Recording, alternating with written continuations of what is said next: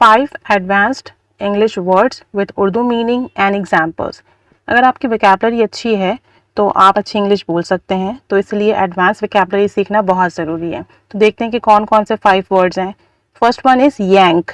Rank rank का verb है और इसका मतलब है कोई भी चीज़ झटके से खींचना, ज़ोर से खींचना, झटके के साथ खींचना। यानी कोई भी चीज़ अगर आप देखते हैं उसे अपनी तरफ खींचे तो झटके से खींचे। For example, I yank the child back into my house. मैंने बच्चे को झटके के साथ घर में वापस खींचा। यानी कि बच्चा बाहर खड़ा है और माइट पॉसिबल कि आपको लगता है कोई हार्मफुल चीज़ है जो उसको हार्म कर सकती है, नुकसान पहुंचा सकती है, तो आपने उसको झटके से अंदर खींच लिया। तो यांक की यहाँ पे पास्ट फॉर्म यूज हुई, yanked। Another example is I yanked the slice of pizza from my friend। मैंने अपने दोस्त से झटके से पिज्जा छीना because that was the last slice and I wanted to eat it। क्योंकि वो आखिरी स्लाइस था, मुझे वो खाना था, तो वो आखिरी वाला भी खा रहा था, तो मैंने फौरन से तेजी से उसके हाथ से छीन लिया। तो yank आप तब यूज करेंगे जब कोई भी चीज आप खींचे तेजी से, झटके से। The next word is fabricate।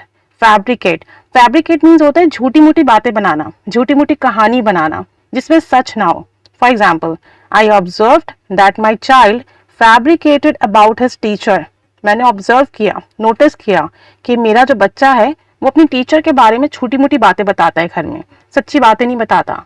अक्सर ऐसा होता है ना, बच्चे स्कूल से आके झूठी मूठी कहानियां सुनाते हैं, तो उसके लिए आप फैब्रिकेटेड यूज करेंगे। The next example is he fabricated his illness so he can get vacations. उसने झूठी मोटी बीमारी बताई, अपनी बीमारी की झूठी मोटी बातें बताई ताकि उसे छुट्टियां मिल सकें।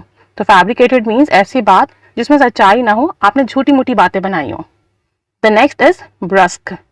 ब्रस्क ब्रस्क मीन्स हार्श वे में बोलना, सख्ती से बोलना, बेरुखी से बोलना, यानी आपके लहजे में नरमी ना हो।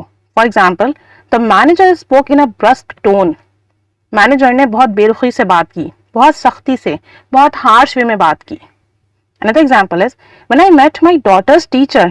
जब मैं अपनी बेटी के उस्ताद से मिली, she talked to me in a brusque way। उसने मुझसे बहुत बेरुखी से, बहुत हार्श वे में बात की। तो brusque मीन कोई आपसे बहुत हार्श वे में बात करे। The next is impeccable। impeccable impeccable means ऐसी चीजें जिसमें कोई गलती ना हो, ऐसा कोई शख्स जिसमें कोई गलती ना हो, यानी कोई भी चीज़ जो फ्लॉलेस हो, या कोई भी शख्स, उसके लिए आप इम्पैकेबल यूज़ करेंगे। कोई आदत है, कोई जगह, कोई चीज़, कोई शख्स जिसमें कोई गलती, कोई खामी ना हो।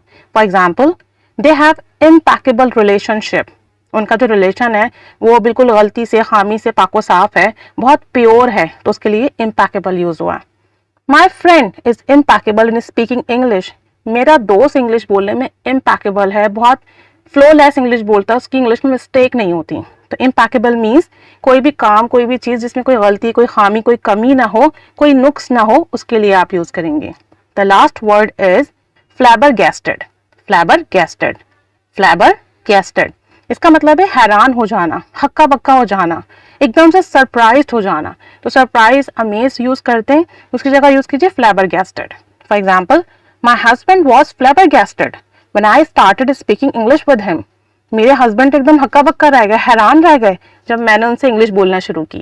तो flabbergasted मीन्स हैरान हो जाना, हक्का बक्का हो जाना, सरप्राइज्ड हो जाना। People were flabbergasted in the mall when they came to know the sale was cancelled। जब लोगों को पता चला कि सेल खत्म हो गई है या मुलतवी कर दी है या सेल पर चीज़ें नहीं मिल रही हैं, तो लोग एकदम से हक्का बक्का हो गए, क्योंकि सेल का सुनकर ही वो आए थे कि डिस्काउंट है, 50% खरीद लेंगे, तो एकदम से वो फ्लैबरगैस्टेड हो गए। तो ये 5 एडवांस वर्ड हैं। अब आप लोग इनको अपनी कम्युनिकेशन में, कॉन्वर्जेशन में यूज़ कीजिए, सेंटेंसेस बनाइए, कमेंट बॉक्स में शेयर कीजिए। Keep staying with us. Thanks for watching.